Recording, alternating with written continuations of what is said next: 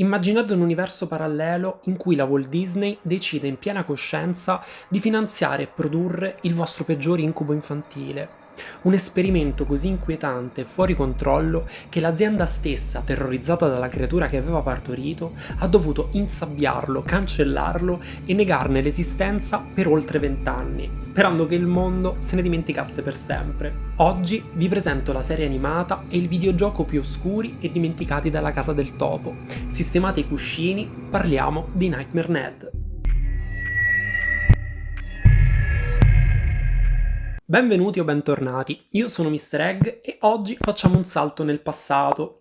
Siamo alla fine degli anni 90, un decennio peculiare, fondamentalmente di transizione per il mondo dell'animazione. Nelle TV statunitensi, specialmente nei palinsesti dei grandi network, dominavano ancora serie e film iperrassicuranti, regnava la morale a fine episodio e le famigliole perfette. Era una televisione idilliaca, scandita da serate a tema, l'avventura il lunedì, la commedia il martedì e così via. Tutta roba da guardare sul divano di casa con tutta la famiglia, senza mai provare disagio. Eravamo nell'onda lunga di un'epoca in cui bambini e adulti guardavano bene o male le stesse cose, grazie a diversi livelli di lettura. Ma sotto il cofano il mercato stava inesorabilmente mutando. I gusti del pubblico giovanile, infatti, si stavano indurendo. Reti concorrenti alla Disney come MTV o Nickelodeon stavano sfornando show sovversivi, sporchi e taglienti. Pensate a Beavis and Butthead oppure Ren e Stimpy. I ragazzini iniziavano a stancarsi di poter guardare tutto con le proprie famiglie. Volevano qualcosa di ribelle, qualcosa che fosse esclusivamente loro. Tra gli altri cambi storici rilevanti c'era ovviamente anche l'arrivo di uno strumento che avrebbe radicalmente avviato una svolta nell'intrattenimento, i personal computer. Infatti i lettori CD-ROM stavano entrando in tutte le case e la neonata divisione Disney Interactive non aveva alcuna intenzione di restare a guardare, voleva assolutamente la sua fetta di torta, prima che lo facessero i brand avversari. La dirigenza Disney sapeva benissimo di dover trovare un modo per conquistare quel segmento di mercato così difficile da coprire, ovvero i preadolescenti, che ormai alzavano gli occhi al cielo davanti alle famigliole perfette e ai soliti rassicuranti cartoni animati di Topolino. Avevano disperatamente bisogno di un soggetto originale, qualcosa di tagliente, qualcosa di edgy, qualcosa che conservasse lo spirito Disney ma che potesse attrarre quel pubblico. Così i vertici dell'azienda stringono un'alleanza con la Creative Capers Entertainment, artisti formidabili che avevano già lavorato nell'ombra come troupe di supporto a capolavori titanici come La Bella e la Bestia e Il Re Leone. I creativi di questo gruppo propongono un videogioco un po' dark, totalmente incentrato sull'esplorazione cruda delle fobie infantili. Sorprendentemente la Disney impazzisce per l'idea, credono di aver trovato la loro gallina dalle uova d'oro e acquistano l'idea all'istante e per la primissima volta nella loro storia affidano l'intero sviluppo e il controllo creativo del videogioco a uno studio esterno. Ma non si accontentano del videogioco, vogliono creare un franchise che vada oltre e che raggiunga le televisioni mondiali per supportarne le vendite. Sulla carta un piano commerciale brillante, nella realtà l'inizio di un disastro creativo. Sì, perché mentre il videogioco prendeva forma trasformandosi in un'opera che fondeva l'espressionismo tedesco con i dipinti surrealisti, la divisione televisiva stava già piantando i semi del fallimento. I due uomini al comando del progetto, Walt Dorn, il creatore originale, e Donovan Cook, lo showrunner della serie TV, avevano due visioni dell'orrore completamente opposte e questa profonda frattura creativa avrebbe trascinato nel baratro l'intero progetto. Per comprendere meglio questa creatura dobbiamo prima immergerci nel videogioco, perché è nel codice di questo CD-ROM che si nasconde l'anima più pura e spaventosa di Nightmare Ned. Dimenticate infatti i colori pastello e le linee morbide, gli scenari accoglienti, abitualmente dedicati ai preadolescenti.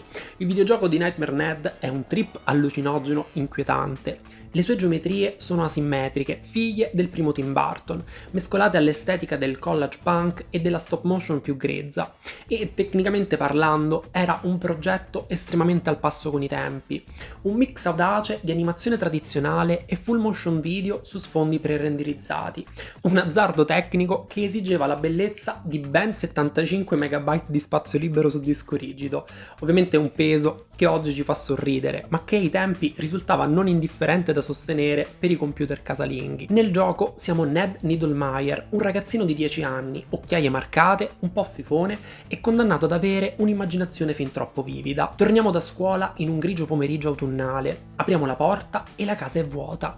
I genitori non ci sono, siamo in completa solitudine. Iniziamo a fare quello che farebbe qualsiasi ragazzino, ci riempiamo di cibo spazzatura e giochiamo ai videogiochi, finché un temporale violentissimo fa saltare la rete elettrica, blackout totale. In quel buio denso il telefono di casa inizia a squillare, le ombre si allungano, 5 creature oscure si manifestano, scivolano nella nostra camera e si annidano sotto la trapunta del letto. E non appena chiudiamo gli occhi, 2 mani mostruose emergono dal retro del nostro letto e ci trascinano in un limbo ultradimensionale. L'obiettivo del gioco non è salvare una principessa, l'obiettivo è fondamentalmente la terapia d'urto. Infatti dobbiamo scendere in 5 regni dell'incubo, armati unicamente di uno yo-yo rosso, per vincere le nostre paure più profonde. Questi regni sono manifestazioni di fobie infantili, come ad esempio la scuola elementare Alcatraz, un livello in stile brutalista che incarna la paura infantile dell'autorità inflessibile e deumanizzante. I corridoi sono grigi e infiniti. In questo incubo Ned viene ridotto a un mero numero stampato sulla schiena, il prigioniero 777444. Ma si scava ancora più a fondo con l'incubo medico. Qui si gioca sul terrore fisico, la paura di perdere il controllo sul proprio corpo, sale operatorie arrugginite, strumenti chirurgici antropomorfi e pavimenti fatti di denti e gengive in cui tutti sembrano volerci rubare parti del corpo.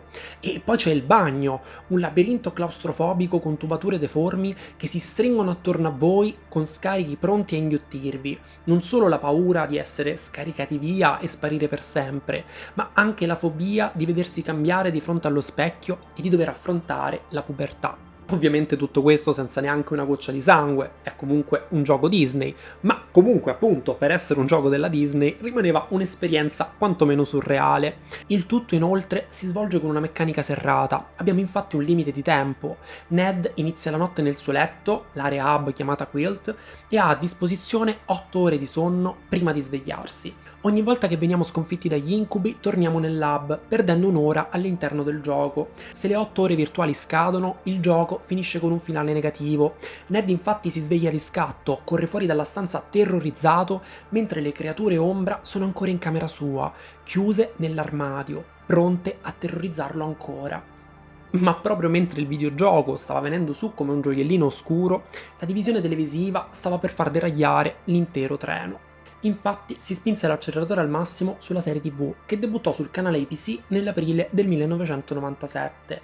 Messe in palinsesto il sabato mattina, la fascia oraria dedicata ai bambini in pigiama che mangiano cereali, le puntate di Nightmare Ned non erano semplici cartoni scanzonati, erano un piccolo assaggio di horror per i più piccoli, e non tutti i genitori accolsero la cosa con entusiasmo. Ogni episodio seguiva una struttura narrativa ferrea, il trauma diurno, l'immersione nel delirio e il risveglio catartico. Ma di che incubi stiamo parlando?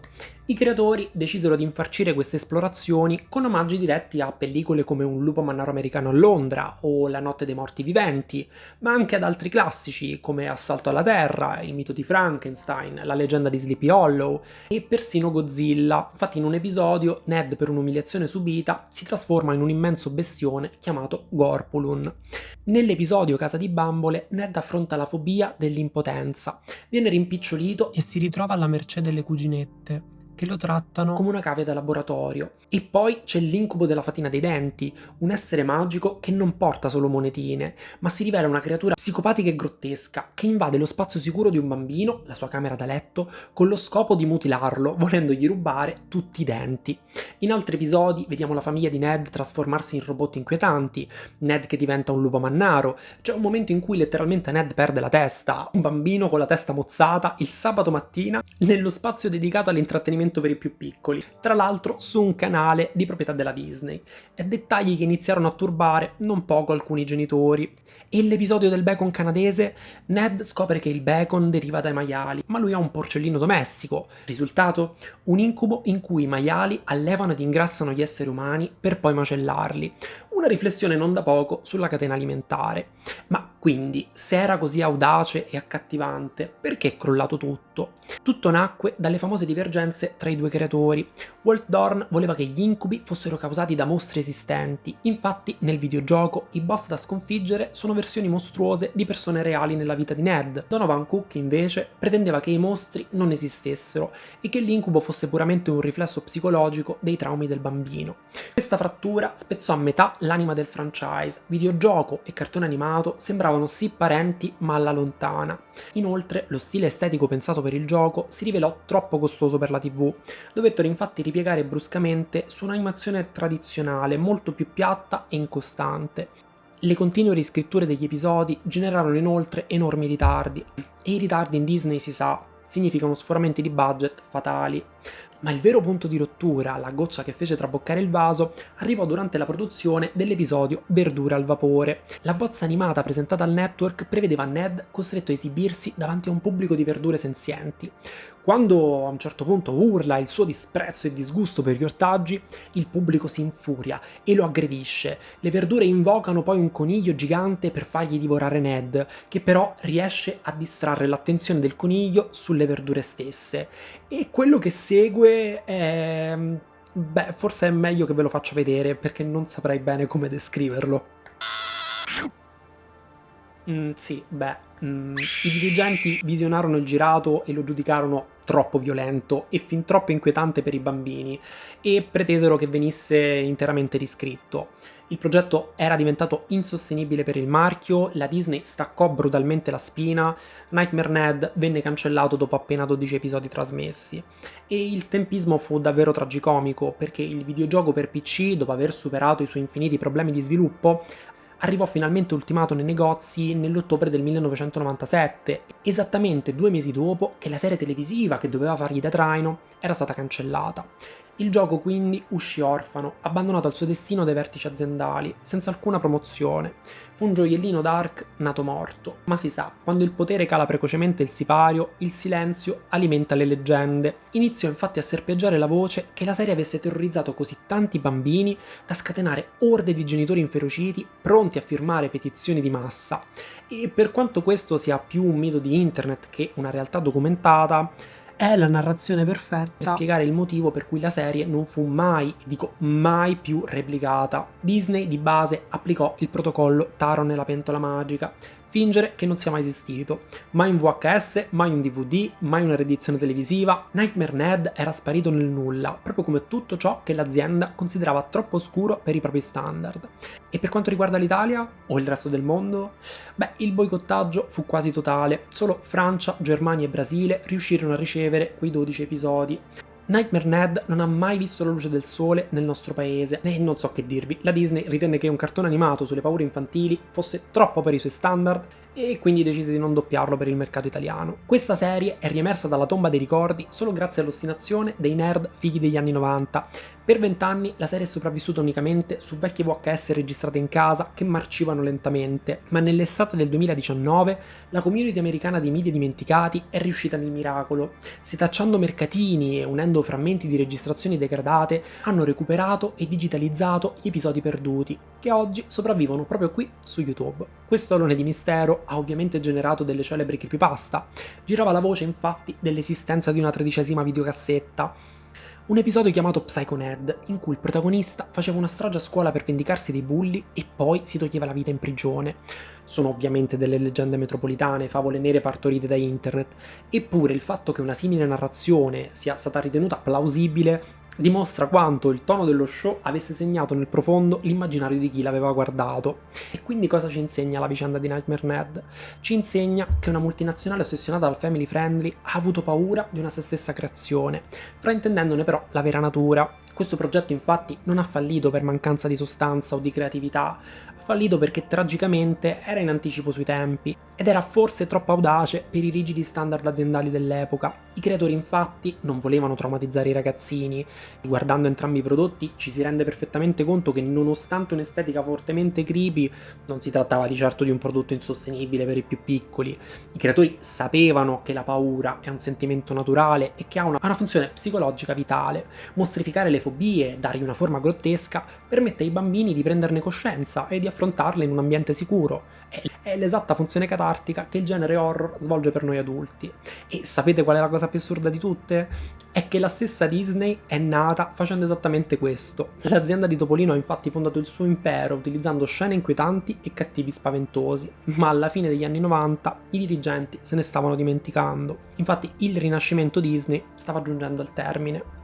L'approccio di Nightmare Ned non era esagerato o non adatto al successo, anzi è lo stesso identico approccio che farà la fortuna globale di Leone il cane fifone, uscito soltanto 2 anni dopo, ma molto molto lontano dalla casa del topo. Alla fine, in questo incubo animato, l'unico a non aver affrontato le sue paure è stata proprio la Walt Disney Company. Ma per fortuna internet non dimentica mai.